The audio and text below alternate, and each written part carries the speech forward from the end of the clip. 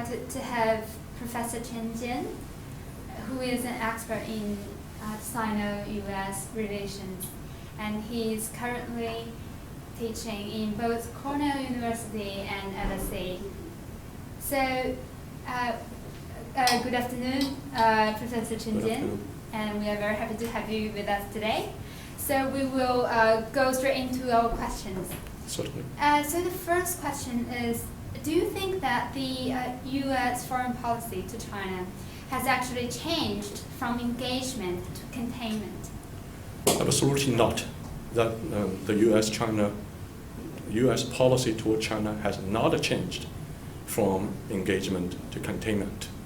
And even when the term engagement has been used, there are all kinds of variations of that term, and including constructive engagement, right, and fellow stakeholder, things like that. But today, U.S.-China relations has reached a kind of new stage because of changing situations, not just in China, but also in the United States. And actually, it is more necessary and possible than before for the United States to engage China. And in my view, it's out of question for the United States to contain China for two reasons. First of all, there are so many areas of shared interests between China and the United States.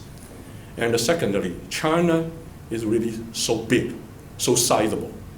China is not for the United States in any way to contain.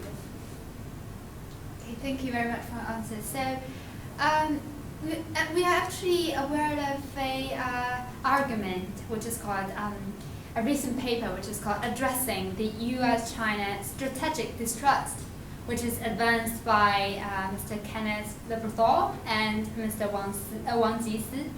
So in the paper, they actually named the issue of mutual distrust between China and U.S., especially in terms of the long-term intentions, as the strategic distrust between the two countries. So what is your point of view? Do you agree with them? Actually, the thesis introduced by Wang Jisi and Ken Leberthal is much, much more comprehensive and complicated than the simple highlighting of so-called U.S.-China mutual strategic distrust. That is a term that they try to use to emphasize certain areas of concern in Chinese-American relations.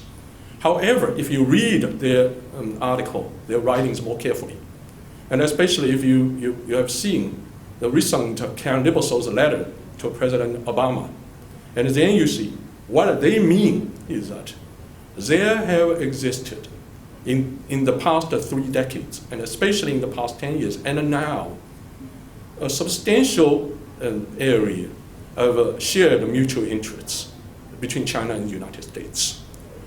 On many issues, there have been consensus and a common stance between China and the United States.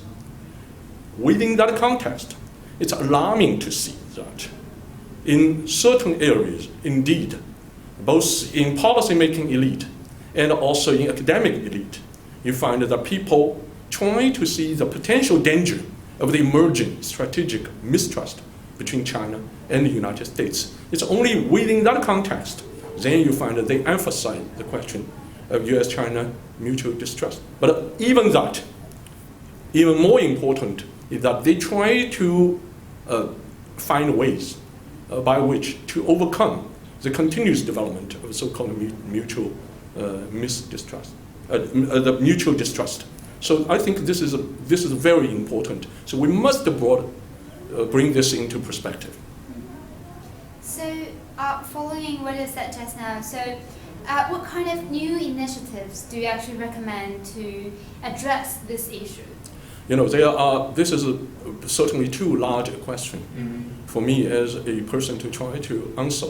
But let me just try to emphasize 3 things. I think this is important. The first thing is to make the representation right. You know, this is extremely important. Somehow you find that in history, we have found such a situation when people say something is very bad and you continuously say that, and by suppressing all the other good aspects of certain phenomena, and then bad things happen. We don't want this to become the case in Chinese-American relations. And so, let's make the representation of the current status and the prospect of US-China relations correct. And that is, there exists no urgent, pressing, and profound, insurmountable crisis between China and the United States. The shared interests between the two countries remain very large. And even in the negative aspects of the relations between the two, all the disputes, and then you find there are two, I will call, I don't know if you've ever heard this term, which political scientists sometimes use, called mutual assured destruction. This is usually used for nuclear powers. You do not engage in head-on military confrontation involving the use of nuclear weapons, because in such a confrontation, then the gain that you can achieve by winning the war is far surpassed by the price of the war. And therefore, victory is made meaningless. Same is true in the other substantial aspects of Chinese-American relations. And you find this is not really a zero-sum game. Anything that either China or the United States try to gain through a confrontational way, economically, financially included, and that is a kind of assured mutual destruction. So that's one thing, to make the representation correct. And secondly, about a dialogue. Interestingly, this morning in his presentation, Professor Zhou Weiming mentioned a kind of dialogue, the kind of core value. That's important. But the problem with the dialogue is that they are so formative, they are so superficial, and they are really reserved in certain areas as if they were for the purpose of overcoming the differences between the two. No. Then, actually, students of your generation have a lot to do, because it isn't true that dialogue is really an everyday experience. Try to present yourself as role models, to engage yourself in kind of everyday dialogue with other people. One thing that is really detrimental to China's international image is the behavior of many everyday Chinese. You think about this. So it's difficult to ask anyone to become a kind of a role model of the country, but at least do not try to show the worst aspect of your personal behavior. That's a second. And the third is to try to do things that can be done in practical terms. Actually, I'm a greater favor of China's political reform. I do believe that power corrupts, and absolute power corrupts absolutely.